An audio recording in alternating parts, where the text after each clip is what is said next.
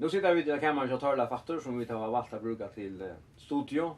Kammaren som också point i det att brukar vi till redigeringsstudio och detta är så ett uppstudio och Juvel II kan brukas till mäkt och kvärt. Det är till förallanta arbete men vi brukar då ösna här till att ta upp samrøver vi personerna ombord som jag nämnt över för att vi skulle pröva komma att känna sen det bättre personerna som cyklar vi eller som är vi och här har vi själva som vi kallar ombord här nu kallar vi den prästen. Jag vet inte så rätt det är och kan han säga om det. Men vi väljer så att kalla det vi har själva prästen här. Och jag kommer börja vi att spela kurs personen är och kan han öter och han fötter och kanske synter om hans barna är uppväxter, söndagsskola och skolagång och lärartid. Så jag hade rädda bara alla själva på tossa. Och kvar är Óli Steinberg? När började konceptet Óli Steinberg? Jo, jag är född i Klaksvík 1942, 16 februari 1942. Också där bomben har fått ner i Klaksvík. Så är alltså bombobotten som det kallas. Ja, flott. Och mamma min var Lorvik och pappa min var i Klaksvík. Och barna ja. Jag är en öjlig gåan barndom, vuxen upp här i Viken med Klaksvík och för stora parten i fjörarna spalt här och det har stått lite som böten och tar man i baden så är det inte stroj, tar allt bara så dåligt. Och vi tar till gå för äldre så. Men det var ett som jag hade varit hemon, la hemon öjliga när till att vi skulle höra oss år och ta vidare vant till att gänga i söndagsskola och jag gick till söndagsskola och möter för att jag längtar i minst. Och i minst från pappa min så säger jag att vi har bifyrt där andra var fötter. Ja. Det alla med mamma till Jack Vittar så var hända han bön i tjåken att han skulle bruka bötterna som en tejfink. Så det är den första kanske grundvallren är lagt det här allerede. Och jag kom till blev frälster som en smådronk. Och det är för mig också stor händing. Och likaväl var hon så badnaktig. Jag var bara 9 år gammal. Jag var i Lorvik ferieist. Och mamma var i Lorvik. Och mamma var i Sjøen och kom igen så jag var ferieist här och vi spalte några dronjer här i Chatlarnon, kickva-chatlarnon som tänker alla det. Här inne var en kick för 2 tjejer, 2 roger och så hade vi spalt. Och så en av tre sov så jag sista på var ensamallare. Så spurgade jag mig, är det frälster eller? Jag säger, det var inte jag ungen också om det. Och ja, men så släppte jag inte slimma alls. Det var spött ner, ikke? Bara bort fram. Ja. Men det kommer de flesta nu hvis du vill. Så jag det vill jag gärna. Just jag tror att Jesus dog för det krossen. Så det frälst. Så men det gör det. Men så det frälst, det står i Bibeln. Ska han vara så? Han var young gammal med. Ja. Vi var bara 9 år gamla. Och så spalte vi bara vi här. Det var händings och inte mer än det. Men det som är i färden som är störst för mig och jag snär sammanhang så det är att du vet det för så näck fram i batten och Arnon Chamber. Och hur skulle det här vara så näck fram om allt annat? Jag håller det till Jesus säger vi Peter han säger att håll och blå hur inte uppenbarat här hetta med färgen som är i himlen. Och jag håller att eller kanske det som är kommit till i uvostrum till det att ha en person tycker emot Jesus. Det är en uppenbarelse från gode färgen i himlen och själva som ger att han är sannförd om er frälst. Så för barndommen samar och ungdommen och jag blev kanske förlovad av ungar och det blev nog så allvarligt för mig att ha att det var en jenta som det var som måste vara tryggvant. Og her I Jöknen, hva skal jeg si, alt som får fram I livet og kommer, var alt I forhold til det, minst til hvor du erst.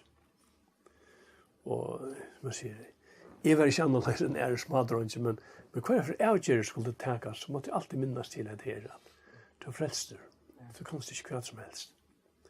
Jeg minnes at jeg var sundagsskolen. Hva gikk du sundagsskolen?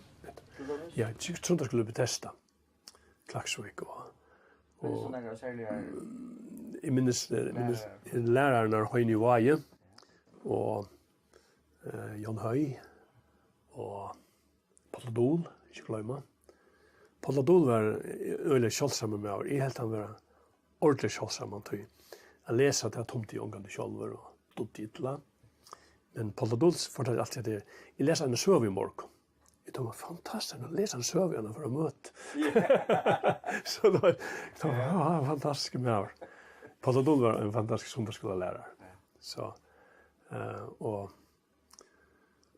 kan jag säga, det som vi lärde I sundagsskolan och möten som unger, det är ting som har sitter fast. Äckla fast. Vi tjöknar allt liv. Så sundagsskolan något som minst äckla gott att dra. Ja, så. Var det nekk bad så jingle som slå? Ja, det har inte I då släcker mäta hur men det har varit, man säger, några hundra alltid som jingle som det skulle betesta då. Hade det upptal det klasser så något Nej. Att saman. Att var saman, ja. Det inte som det skulle alltid inte det var näkrande som det poäting. Jag ska inte säga att det inte åkte över men minns inte till att som det poäting var. Och det var för först ungkom till. Ja. Ja. Så var en person som jag minns och så ser jag väl att Petur Kjelt. Det som var speciellt vid Petur Kjelt det han gick alltid att fram. Av mig ett gången här I salen och han säger efter vi så still. Och det var sjunko så lägger han alltid stämmer till. Jag minns också vi var mot om till höra teater där. Så stod till höra han synja. Ja. Så det var det kanske här som bötten och barnaböten I här det är harmonin där bra. Och så ja, det är inte even det. Det är inte even det. Det är just ekle musikalsk och så. Ser vi hur spalt det var det instrumenter du sen eller vad det? Jo, I minns inte hur spalt orgel ja. Orgel. Nej. Høynespalt. Man Luchas meine och såna. Nej. I minns inte hur spalt. Nog så märkligt men det minns inte som lägger bestämt då. Kanske inte se det så jag tänkte jag ju mer. Nej, helst inte. Men det är så det, ja. Man säger. Ja, det går 1000 men så nämnde du om du först att finna den gående, ja. Ja, nå först så I för lära, ja, I för att lära till målare. Jag vet inte hur jag för att lära till målare, det kanske var mer till att pappa var målare och han säger vad ska nu till sommarferien måste komma arbeta med där. Så här begynte jag och så fortsatte jag bara till det var liv att lära. Och så arbetade jag som målare samman vid pappa, eller pappa var mostare och så var det Óli Poulsen, Óli Lavik och så vid röpte han här I Klaksvik. Och så Óli Tjackerstad, alltså sista banden som var. Så ja, vi var trutcher Óli. Så lärde, eller jag var livet att lära och tar kom I lära så vi var en 4 män som arbetade samman ta en tog. Det var så öle stolt tog med vi har lärt. Men det att jag arbetar samman med pappa min faktiskt allt liv, ja.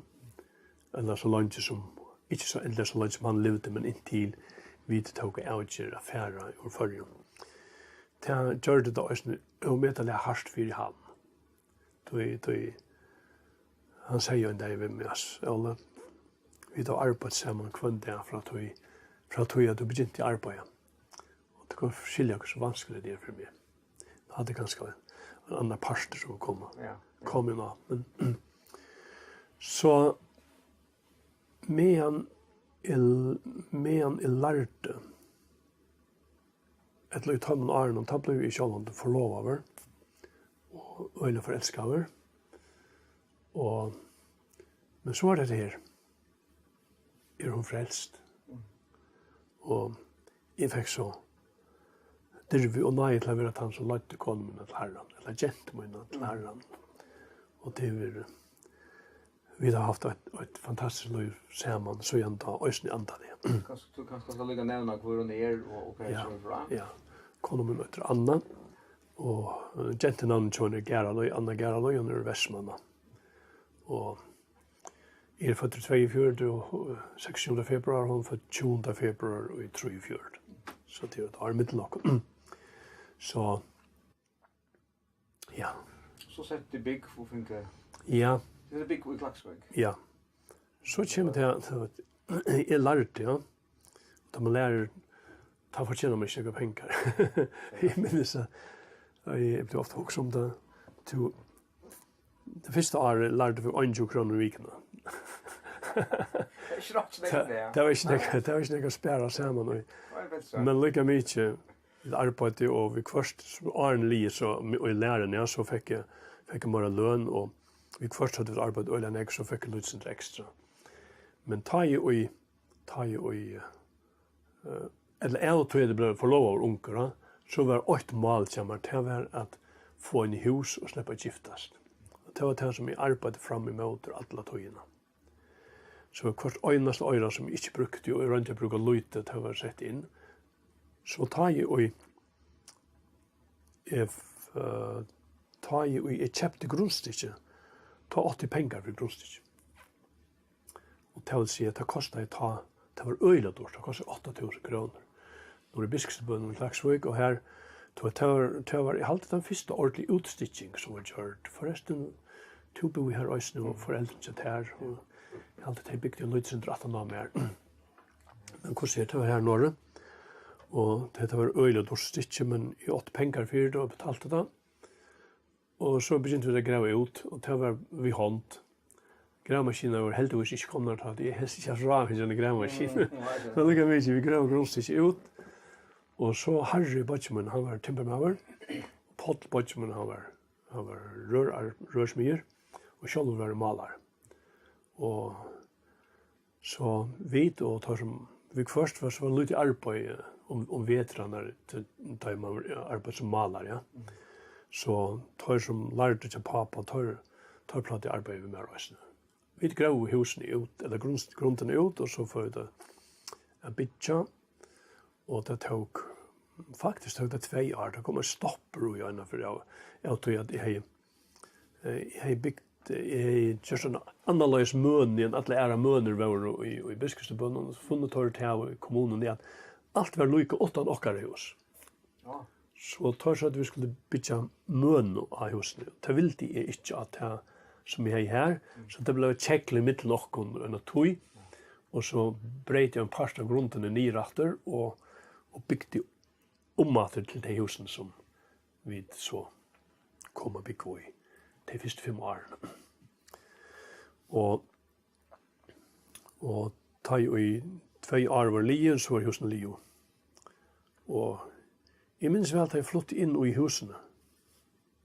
Og det var oppvaksen i en husene som jeg ser små, jeg minns at det var 8 ganger 2, eller hva det var, det kallet det. Trippelkvist. Ja, omgangskvist. Omgangkvist. Nej. Förgång. Nej, och här bor vi föräldrar och vi 6 syskon så. Så tar vi flott och i ser husen så var 120 kvadratmeter alltså hack för hatt. Det var öjliga stor. Det var så rätt stor. Och vi minns tar vi flott in till kvällen, till natten eller till var ute med natten att jag snära lichlen om första fel. Det minns det väldigt om. Wow. 4.000 kroner i lån. Hvordan skal du være klara? Jeg får svære heter. Og ligger vi litt for morgenen etter jeg kom opp, inn i bergvedet så vasket meg veldig store vask. Allting var så øyelig store for meg. Jeg var venn ved det pikkelytla oppi loftet av mamma og pappa. Men det var veldig tog, altså. De første årene var gifter og byggva her.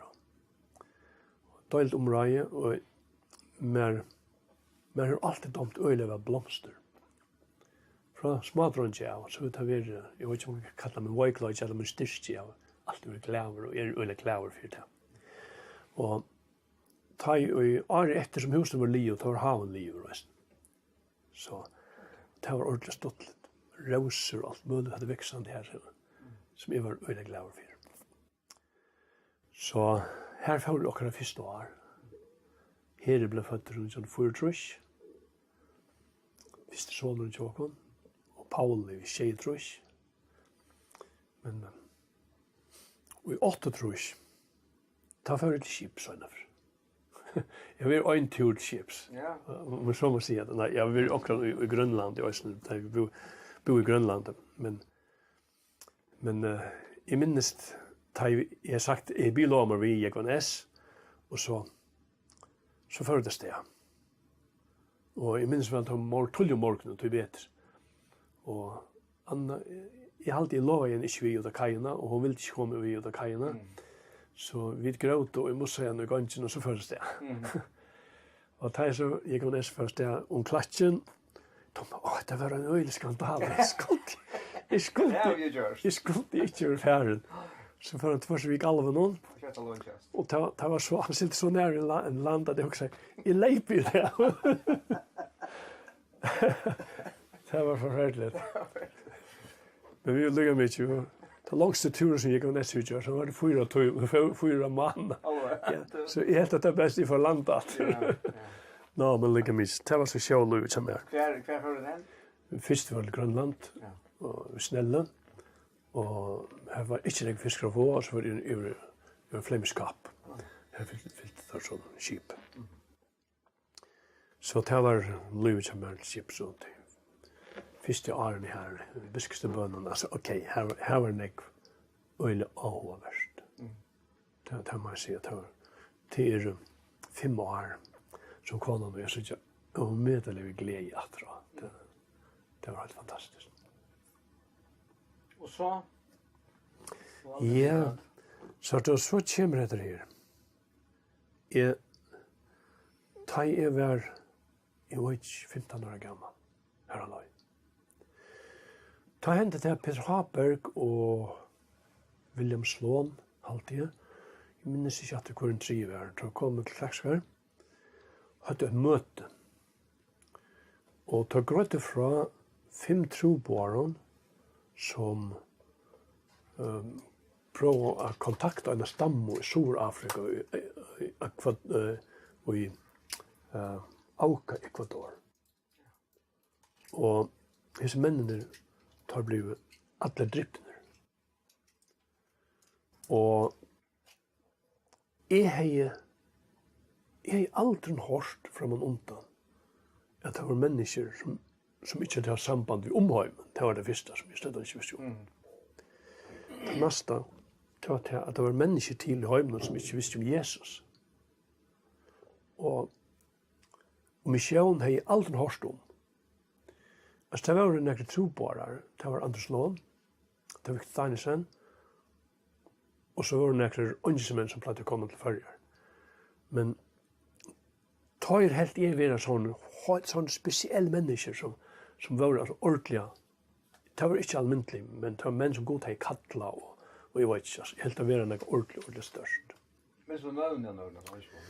Ja, jeg minnes det til dem som er kinnan, og jeg minnes det Adams, og nei, jeg minnes ikke hvor altså, tar som eldre vi var 17 år, så selv om det kom.